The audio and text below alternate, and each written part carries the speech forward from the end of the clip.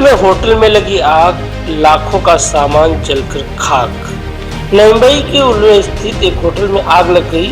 आग ने देखते ही देखते रौद्र रूप धारण कर लिया और आसपास की 2 अन्य होटलों को भी अपने कब्जे में ले लिया। आग लगने की खबर मिलते ही दमकल की टीम ने वहां पहुंचकर आग बुझाने का काम शुरू कर दिया था। कई घंटों की कड़ी मशक्कत के बाद आग पर काबू पाया जा सका। इस आग में किसी भी प्रकार की कोई जीवित हानि नहीं हुई है। हालांकि वहां पर रखा लगभग सारा सामान जलकर खाक हो गया। गौरतलब है कि करीब 6 महीने पहले भी इसी इलाके में आग लगी थी। आग की लपटों को देखते ही इमारत में रहने वाले नागरिक बाहर निकल आए। बुजुर्ग नागरिकों ने सवाल उठाया कि यहाँ पर किसी भी प्रकार की कोई फायर सेफ्टी नहीं है। उसके बावजूद महानगर पालिका ने किस आधार पर यहाँ होटल चलाने की अनुमति दी है। आग के समय इमारत में धुआं भर जाता है, जिसके चलते बुजुर्गों को काफी तकलीफ होती है और वे बाहर भी बड़ी मुश्किल से निकल पाते हैं। बरोबर सकाळी उठल्यानंतर आमचे सगळे लोक सिनियर सिटीजन त्या पायऱ्यांनी खाली आले आणि हे सगळा जो धुवा भरलेला आहे बिल्डिंगचा त्या डक्ट मध्ये गेला, त्या जिन्यामध्ये गेला आणि अजूनही पण आमचं ते जे मीटर रूम आहे त्या ठिकाणी पूर्ण धुवा साचलेला आहे आणि हॉटेलचं आगीचं रिझन आम्हाला अजून माहिती नाही पडलं। पण आज गेल्या 6 महिन्यातला दुसरा इन्सिडेंट आहे। आमची पूर्ण लाईफ रिस्क मध्ये आहे।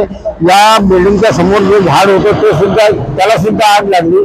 म्हणजे आगीचं स्वरूप इतकं रौद्ररूप होतं आणि फायर ब्रिगेडचा बंब आला तो 5 मिनिटापर्यंत त्यांनी कार्य केलं। नंतर तो कार्यान्वित झाल्यामुळे ती आग जास्त फैलली आणि बाजूला सुद्धा बाजूच्या 2 हॉटेलचं नुकसान झालं। आमचं पण तिथे 2 झाले आहेत, पण सुदैवाने तिथे पर्यंत पोहोचलो नाही। ही बिल्डिंग मध्ये फायर सिस्टीमची व्यवस्था नाही। ओशी कशी मिळाली देवाला माहीत। आणि आमचे SR कन्स्ट्रक्शन नावाचे जे बिल्डर आहेत त्यांची ही बिल्डिंग आहे। त्यांनी आम्हाला बेसिक अमेनिटीज प्रोव्हाइड केल्या नाही। कोणी रेड्डी आणि सोनी म्हणून याचे पार्टनर आहेत। तर आमची नम्र विनंती आहे की सिक्युरिटी यांच्यावर स्ट्रिक्ट ऍक्शन घ्यावी आणि आम्हाला फायरची जे अरेंजमेंट आहे कमीत कमी फायरची अरेंजमेंट करून द्यावी, जनरेटर करून द्यावं। याच्यासाठी आम्ही ऑलरेडी कोर्टामध्ये केस टाकलेली आहे त्यांच्या अगेन्स्टमध्ये रेरामध्ये, पण त्याचा पण तो जे कॉम्प्रोमाइजला किंवा अमेनिटीज प्रोव्हाइड करायला ते अजून काही पुढे आलेले नाही आहेत। आग किती वाजता लागली होती आणि कशामुळे आज कशामुळे लागली हे तर आम्ही कारण सांगू शकत नाही, कारण की आम्ही काही त्याचे अनालिस्ट नाही आहे।